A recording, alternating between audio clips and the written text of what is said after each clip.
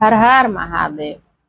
देवताओं का भगवान शिव से पार्वती के साथ विवाह करने का अनुरोध।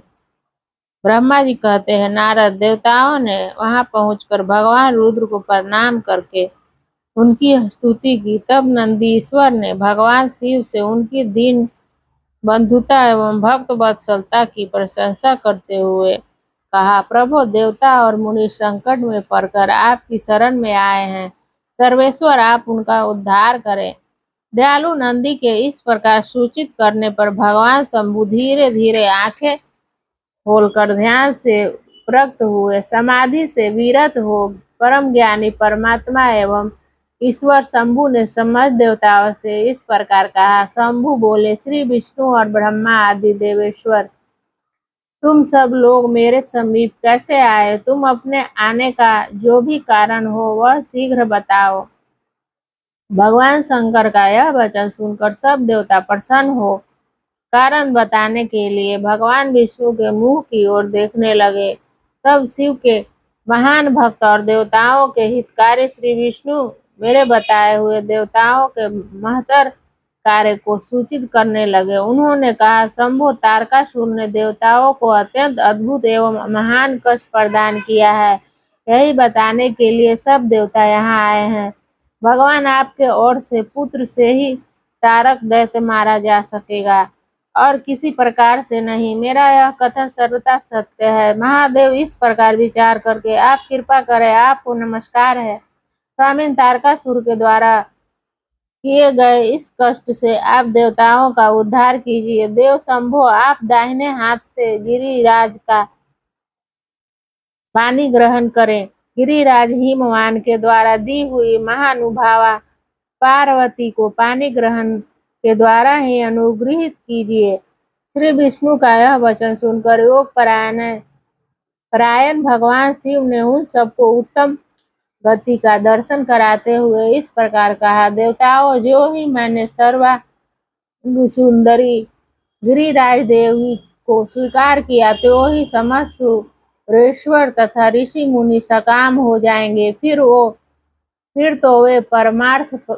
पथ पर चलने में समर्थ न हो सकेंगे। दुर्गा अपने पानी ग्रहण मात्र से ही कामदेव को जीवित कर देगी। विष्णु, मैंने कामदेव को जलाकर देवताओं का बहुत बड़ा कार्य सिद्ध किया है। आज से सब लोग मेरे साथ सुनिश्चित रूप से निष्काम होकर रहे। देवताओं, जैसे मैं हूँ उसी तरह तुम सब लोग पृथक पृथक रहकर कोई विशेष प्रयत्न किए बिना ही अत्यंत दुष्कर एवं उत्तम तपस्या कर सकोगे। अब उस मदन के न होने से तुम सब देवता समाधि के द्वारा परमानंद का अनुभव करते हुए निर्विकार हो जाओ, क्योंकि काम नरक की ही प्राप्ति कराने वाला है। काम से क्रोध होता है, क्रोध से मोह होता है और मोह से तपस्या नष्ट होती है। अतः तुम सभी श्रेष्ठ देवताओं को काम और क्रोध का परित्याग कर देना चाहिए।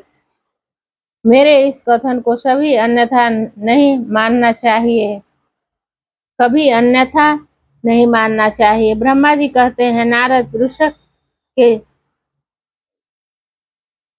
युक्त ध्वजा धारण करने वाले भगवान महादेव ने इस प्रकार की बातें सुनाकर ब्रह्मा, विष्णु, देवताओं तथा मुनियों को निष्काम धर्म का उपदेश दिया। तदंतर भगवान शंभु पुनः ध्यान लगाकर चुप हो गए और पहले की भी भांति पार्षदों से घिरे हुए सुस्थिर भाव से बैठ गए। वे अपने मन में ही स्वयं आत्मस्वरूप निरंजन, निराभास, निर्विकार, निरामय, परात्पर, नित्य, ममता रहित, निर्विघ्न, सत्तातीत, निर्गुण, ज्ञान गम्य एवं प्रकृति से परमात्मा का चिंतन करने लगे। इस प्रकार परम स्वरूप का चिंतन करते हुए वे ध्यान में स्थित हो गए।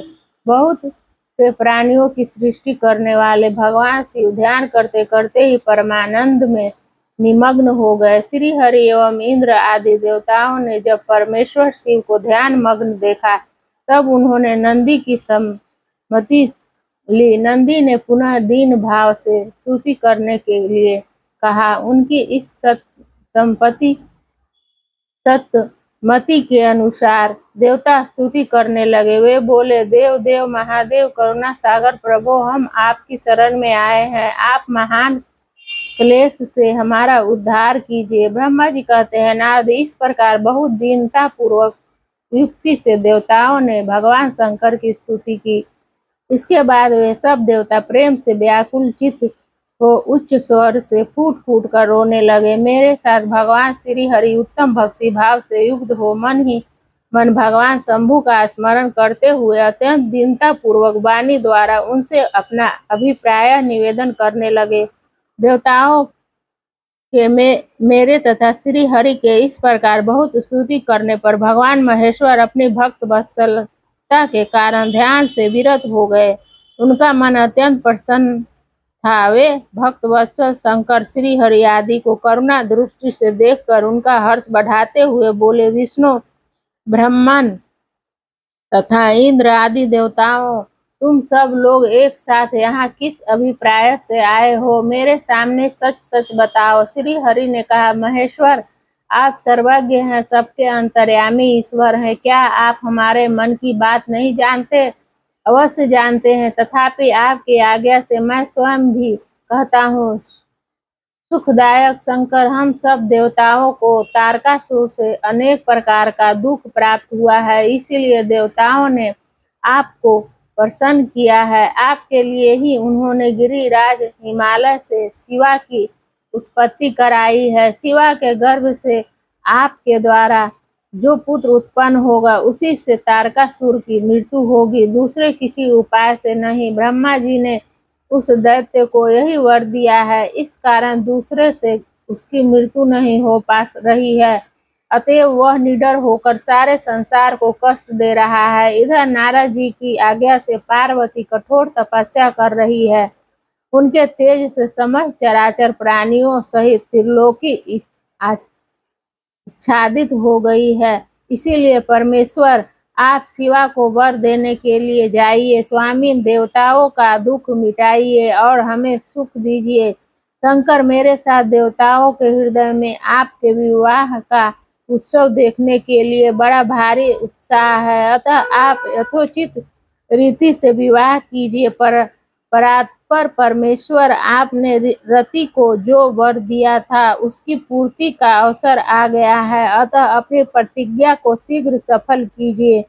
ब्रह्मा जी कहते हैं, नारद, ऐसा कह उन्हें प्रणाम करके श्री विष्णु आदि देवताओं और महर्षियों ने नाना प्रकार का स्रोतों द्वारा पुनः उनकी स्तुति की। फिर वे सब के सब उनके सामने खड़े हो गए। भक्तों के अधीन रहने वाले भगवान शंकर भी, जो वेद में मर्यादा के रक्षक है, देवताओं की बात सुन हंसकर बोले, हे हरे, हे विधे और हे देवताओं, तुम सब लोग आदर पूर्वक सुनो। मैं यथोचित विशेषतः विवेक पूर्ण बात कह रहा हूँ।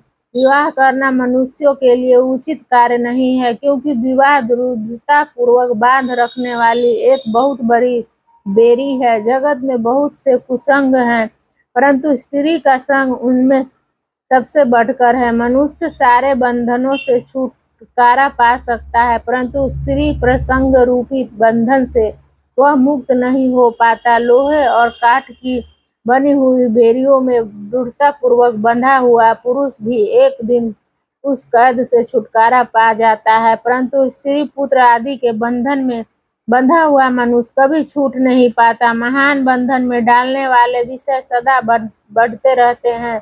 जिसका मन विषयों के वशीभूत हो गया है, उसके लिए मोक्ष स्वप्न में भी दुर्लभ है।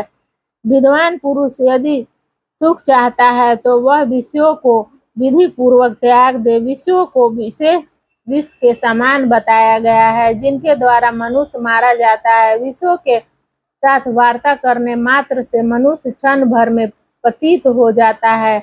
आचार्यों ने विषयों को मिश्री मिलाई हुई वारुणी मदिरा कहा है। यद्यपि मैं इस बात को जानता हूँ और यद्यपि विषयों के इन सारे दोषों का मुझे विशेष ज्ञान है, तथापि मैं तुम्हारी प्रार्थना को सफल करूंगा, क्योंकि मैं भक्तों के अधीन रहता हूँ और भक्त वत्सलता बस उचित अनुचित सारे कार्य करता हूँ। इसलिए तीनों लोकों में यथोचित कर्ता के रूप में मेरी प्रसिद्धि है। भक्तों के लिए मैंने अनेक बार बहुत से प्रयत्न करके कष्ट सहन किए हैं। गृहपति होकर विश्वानर मुनि का दुख दूर किया है। हरे विधे, अब अधिक कहने की क्या आवश्यकता। मेरी जो प्रतिज्ञा है उसे तुम सब लोग अच्छी तरह जानते हो। मैं यह सत्य कहता हूँ कि जब जब भक्तों पर कहीं विपत्ति आती है तब तब मैं तत्काल उनके सारे कष्ट हर लेता हूँ। तारकासुर से तुम सब लोगों को जो दुख प्राप्त हुआ है उसे मैं जानता हूँ और उसका हरण करूंगा। यह भी सत्य सत्य बता रहा हूँ। यद्यपि मेरे मन में विवाह करने की कोई रुचि नहीं है, तथापि मैं पुत्रोत्पादन के लिए गिरिराज के साथ विवाह करूंगा। तुम सब देवता अब निर्भय होकर अपने अपने घर जाओ। मैं तुम्हारा कार्य सिद्ध करूंगा। इस विषय में अब कोई विचार नहीं करना चाहिए। ब्रह्मा जी कहते हैं, नारद ऐसा कहकर भगवान शंकर मौन हो समाधि में स्थित हो गए और विष्णु आदि सभी देवता अपने अपने धाम को चले गए। हर हर महादेव। अगले अध्याय में भगवान शिव की आज्ञा से सप्त ऋषियों का पार्वती के आश्रम पर जा उनके शिव विषयक अनुराग की परीक्षा करना और भगवान को सब वृत्तांत बताकर स्वर्ग को जाना। हर हर महादेव।